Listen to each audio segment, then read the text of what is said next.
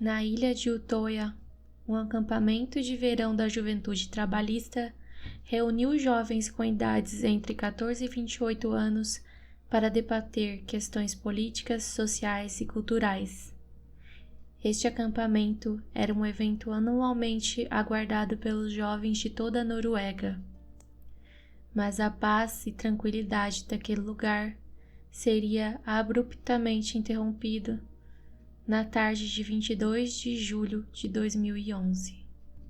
Aquele ambiente foi rapidamente transformado em um cenário de terror. Os participantes, que estavam apenas interessados em debates e aprendizados, viriam enfrentar o pior dia de suas vidas. Um atirador, fortemente equipado, caçava suas vítimas impiedosamente. Ele havia planejado cuidadosamente o ataque e conhecia muito bem o terreno, espreitando por toda a ilha com uma rota em mente. Gritos ecoavam enquanto o terror se instalava. Durante esse ataque, o atirador exterminou 69 pessoas. Enquanto o pânico acontecia no acampamento, as autoridades tentavam lidar com o ataque terrorista em Oslo, que ocorreu horas antes. Uma bomba foi detonada em frente ao prédio do governo norueguês. Este atentado resultou em 8 mortes. As autoridades ainda não sabiam, mas os monstruosos ataques vieram a ser cometidos pela mesma pessoa. No dia 13 de fevereiro de 1979, na cidade de Oslo, na Noruega, nascia Anders Behring Breivik. Em uma família norueguesa aparentemente tranquila, Anders cresceu junto à sua meia-irmã mais velha, Elisabeth Behring. Sua mãe era uma enfermeira e seu pai era um diplomata aposentado. Embora não haja detalhes precisos sobre a sua dinâmica familiar, relatos sugerem que houve tensão e conflito entre Anders e seus pais. A influência dos pais sobre seus filhos pode ser diversificada e complexa, envolvendo uma série de fatores, e é difícil determinar com precisão se a relação com os pais teve uma influência direta em suas ações. Aparentemente, o menino não soube lidar com a separação de seus pais quando ainda criança. Há indicações de que ele pode ter sentido que não recebeu o apoio emocional ou a orientação que desejava durante o seu crescimento. Na escola, Anders era uma figura discreta, com poucos amigos e uma presença muitas das vezes negligenciada pelos colegas. Apesar de seu desempenho acadêmico razoável, ele parecia desconectado e lutava para encontrar um lugar no mundo. Breivik cresceu em uma sociedade norueguesa relativamente próspera. No entanto, ele também testemunhou mudanças sociais, como o aumento da diversidade cultural e a imigração em seu país. Ao longo do tempo, ele abraçou fervorosamente ideologias nacionalistas, xenofóbicas e anti-islâmicas. Este mundo foi apresentado a ele em fóruns online e grupos de ódio, encontrando nele uma comunidade que compartilhava suas ideologias e frustrações. Todo esse ambiente pode ter alimentado suas visões, que o dia levaria para o caminho sem volta. Não há relatos que Anders tenha se casado. Embora não haja muitas informações disponíveis sobre a sua vida social, depoimentos sugerem que ele era uma figura solitária, envolvendo-se principalmente em atividades relacionadas às suas convicções políticas e ideológicas. Isso se refletiu em seus empregos e ocupações, nos quais ele pareceu estar mais focado em seus próprios interesses do que em estabelecer relações sociais convencionais. Suas tentativas de iniciar seu próprio negócio, como no setor imobiliário e na agricultura, parecem ter sido motivadas mais por sua visão de mundo do que por uma busca por interação social ou sucesso financeiro. Antes dos atentados, durante o período de planejamento, o homem se envolveu em uma série de atividades destinadas a facilitar seus objetivos. Ele foi meticuloso em sua preparação, estudando e se comunicando com os grupos extremistas online, além de buscar orientação e inspiração em manifestos e materiais ideológicos produzidos por esses grupos. Há relatos que ele estava ativo em fóruns online, onde compartilhava seus pensamentos. Apresentando-se como um caçador e membro de um clube de tiro esportivo, ele adquiriu legalmente um número significativo de armas de fogo e munições.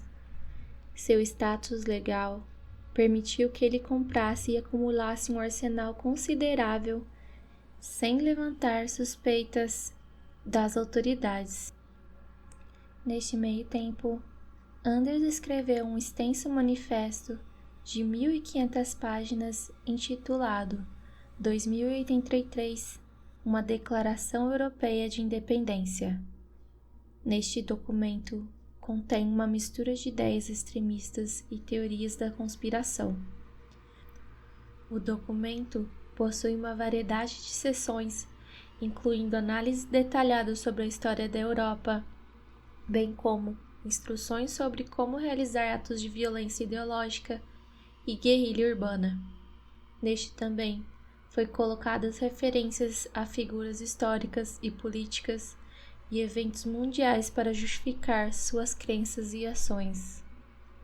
Anders refinou seus planos e definiu suas rotas e estratégias. Na sua mente, o objetivo era executá-los com precisão e crueldade, o que resultou em um dos dias mais sombrios da história da Noruega desde a Segunda Guerra Mundial.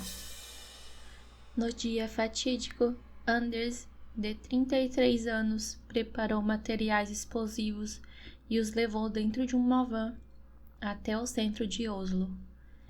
Estacionou em frente ao prédio do governo norueguês, que abrigava o gabinete do primeiro-ministro e outros departamentos governamentais. Por volta das 3h25 da tarde, a detonação ocorreu, causando uma explosão massiva que devastou a região. A bomba, com 950 quilos de explosivos, atingiu o prédio do governo e os edifícios vizinhos, que lançaram destroços e escombros por toda a área. O impacto da explosão resultou em 8 vítimas fatais e outros feridos. Rapidamente, as autoridades começaram a investigar a origem do ataque e concluíram que se tratava de um ato de terrorismo. Mas a identidade do criminoso não foi imediatamente confirmada. Anders conseguiu o que queria naquele momento, um estado de caos e confusão generalizada, já que mais tarde ele chamou este atentado como seu lançamento de livro e havia estimado quantas pessoas precisava matar para que seu manifesto fosse lido. Não satisfeito, ele dirigiu por cerca de 30 quilômetros até a ilha de Utoya, onde estava programado o acampamento da Juventude Trabalhista. Ele se disfarçou como um policial, com o objetivo de enganar os organizadores do acampamento e ganhar acesso à ilha. Apresentou-se como parte da resposta policial ao atentado em Oslo e alegou estar lá para proteger os participantes do acampamento. Esse disfarce permitiu que ele entrasse sem levantar suspeitas imediatas e facilitou seu acesso aos jovens que eram os alvos de seu ataque. Aproximadamente às 5 horas, ele finalmente obteve acesso à ilha. O homem adentrou nas proximidades do cais, onde encontrou Trond Berntsen, um oficial de segurança de Utoya e meio-irmão do então ministro da Justiça norueguês. Anders o cumprimentou com um aperto de mãos e em seguida o matou a tiros. Este seria o trágico início do seu segundo atentado. Dirigiu-se então para a área do Centro de Acolhimento da Juventude Trabalhista, onde muitos jovens se abrigaram e buscaram proteção após ouvir os primeiros disparos. As várias fontes de informações são imprecisas da quantidade de feridos e mortos nesse local. Em geral, é relatado que foi um grande número de vítimas. Um sobrevivente de 20 anos detalhou como o homem disfarçado de policial disparou em uma jovem que vinha em sua direção. Parecia que ele tinha dado um chute para ver se ela ainda estava viva. Ele pegou outra arma e atirou a cerca de 10 centímetros de distância. O jovem sobreviveu, pois se jogou nas águas geladas de um lago. Sua jornada de violência prosseguiu para uma área localizada ao norte da ilha, onde ficava o acampamento dos jovens. Ouvindo música em seu fone de ouvido, ele continuou suas investidas, atirando contra os participantes do acampamento que estavam reunidos nas tendas. Já em direção à escola da Juventude Trabalhista, um jovem de 24 anos corre pela floresta com um grupo de crianças. Ele pulou na água, mas algumas crianças não sabiam nadar e foram mortas pelo monstro. 5h27, a polícia recebeu o primeiro relato do tiroteio após seu início. Às 5h30, na floresta, o assassino correu atrás de Nicoline Birgit, mas ela encontrou uma rachadura nas pedras e se escondeu. Anders gritou: "Vitória!" Neste local, até 10 pessoas ficaram feridas ao cair das pedras e uma delas levou um tiro no rosto. Em um local conhecido como uma parte do acampamento, onde os participantes do evento podiam relaxar, socializar e desfrutar do ambiente natural, 20 pessoas pularam na água, mas várias delas levaram tiros. Anders continuou em direção ao sul da ilha, onde após 1h e 20 minutos de terror, ele acumulou um número elevado de mortes e muitos feridos. Algumas vítimas que conseguiram escapar ou se esconder também ligaram para a polícia para pedir ajuda. Às 5h52, o primeiro carro da polícia chegou ao continente para esperar o barco. Diante da gravidade da situação, aproximadamente 42 policiais desencadearam uma resposta rápida e coordenada.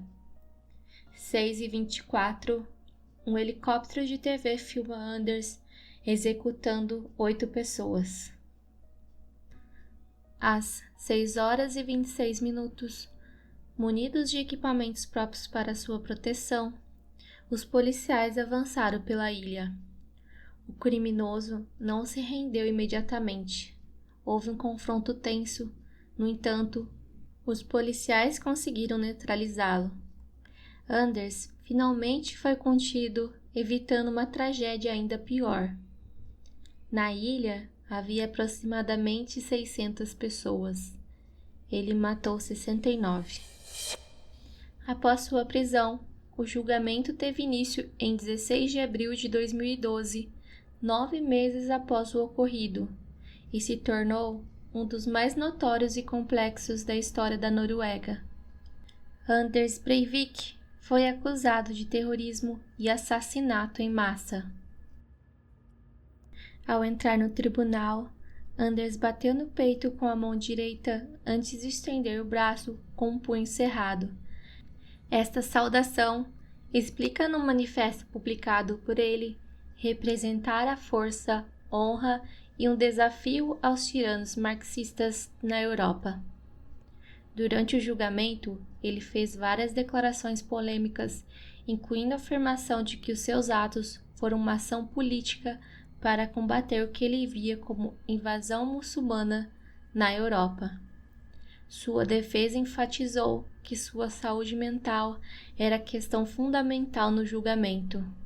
Após cerca de 10 semanas, em 24 de agosto de 2012, Anders foi considerado culpado por todos os crimes pelos quais foi acusado e condenado à pena máxima na Noruega.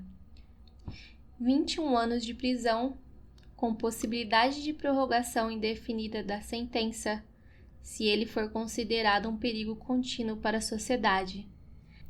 Tanto Breivik quanto os promotores apelaram da sentença, mas o veredito foi confirmado pela Suprema Corte da Noruega em 2012.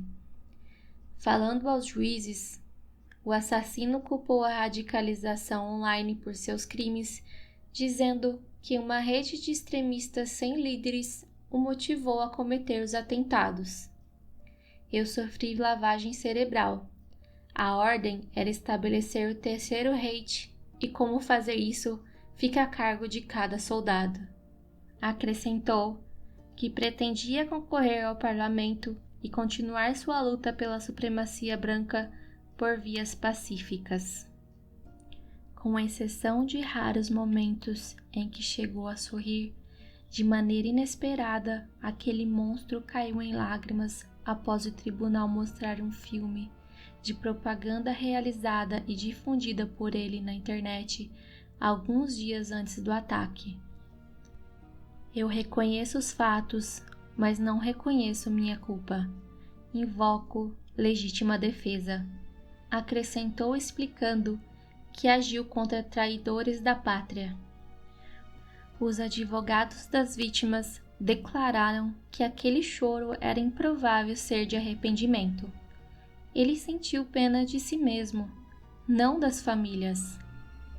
Em 2016, Anders, que tem uma suíte de 3 quartos, com janelas nas celas da prisão, uma esteira, uma geladeira, uma televisão com leitor de DVD, um videogame e uma máquina de escrever, conseguiu que o Estado fosse condenado por tratamento desumano e degradante. Segundo as palavras de sua defesa, ele foi mantido à parte de outros presos. A condenação, no entanto, foi anulada em recurso.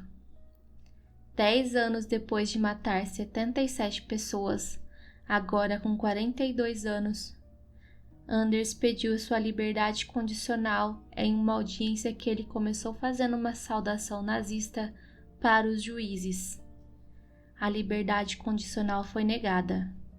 Embora Anders tenha buscado promover terror e ódio para que o mundo enxergasse suas ideologias, ele acabou gerando uma resposta de paz e união por parte daqueles que ficaram. Essa resposta destaca a resiliência humana e a capacidade de superar o mal, mesmo quando tão monstruoso.